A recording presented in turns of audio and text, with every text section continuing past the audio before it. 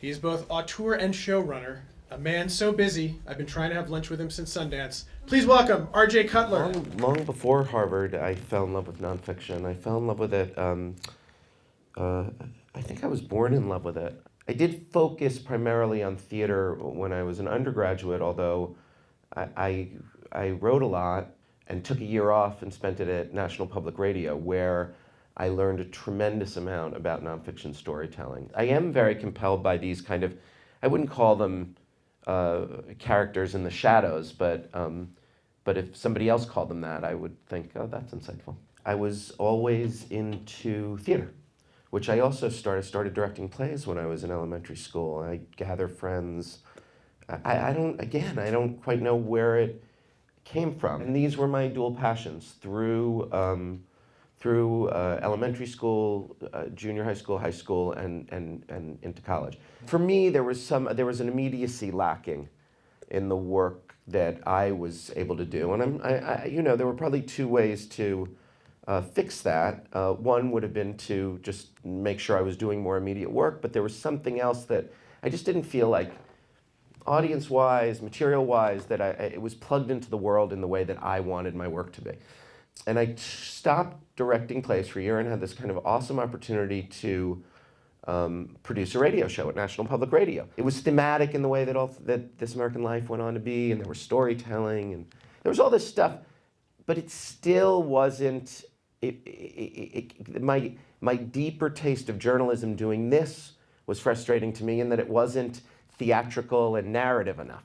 So what I learned about myself was that the theater felt like it wasn't immediate, but plugged into the world enough, and journalism felt that it wasn't subjective enough, and I didn't quite know what I was going to do.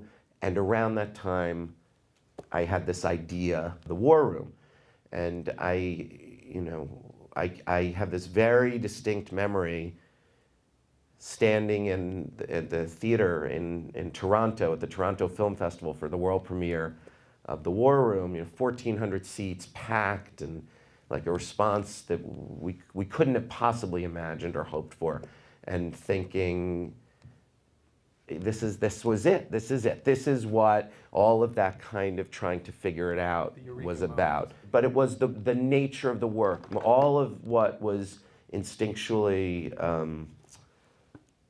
satisfying to me and meaningful to me in terms of the storytelling I wanted to do, the work I wanted to do, the art I wanted to create, all of that suddenly had come together for me.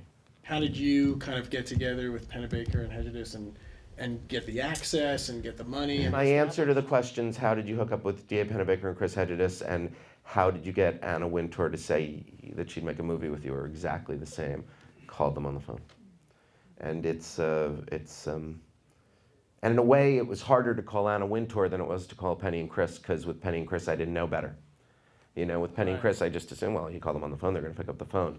Right. Now I know some people don't pick up the phone, but at that point, I didn't know. I just figured, who's going to not want to make a movie about the presidential campaign? How could Bill Clinton not say yes? And we set off looking at films about politics, at documentaries about politics, and the one that moved us most of all was a film called Crisis, which we had to kind of dig up at the, this was in ancient days in 1992. And so we looked them up in the phone book and then went over. And when we went, it was great, because I was wearing a t-shirt and shorts, which is how I dressed in the summer and before the revolution. And they served us wine and cheese in this beautiful townhouse in Upper West Side, and we just started gabbing, and they were like, well, you know what, we'd love to do it. If you can get access and you can get money, we are in. And we were like, oh my God, a dream came true. And we were like, let's get out of here before, it can't get better than this. Quit, once you don't want to sell after the close.